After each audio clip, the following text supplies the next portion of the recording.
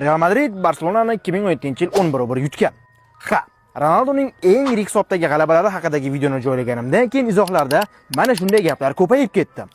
O'zi 2017-yilda 5 El Clasico bo'lgan. Ularning 3tasida Barselona g'alaba qozongan. 2-3, 2-3 va 0-3. Ikkitasida Real Madrid yutgan.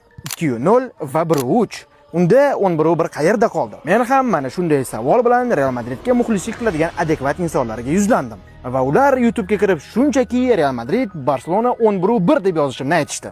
YouTube'ga kirib xuddi shunday deb yozib ne ko'z bilan ko'rayki, 2017-yil Real Madridning g'alabasi bilan tugagan Ispaniya Superkubogi finali birinchi o'yinidagi 3-1 hisobida El Clasico'ni mana shunday montaj qilishgan ekan. O'sha yillardagi klassikolarni ko'rgan futbol ishqibozlari bunday o'yin bilmaganini juda yaxshi bilishadi. Hattoki Real Madrid muxlislari ham.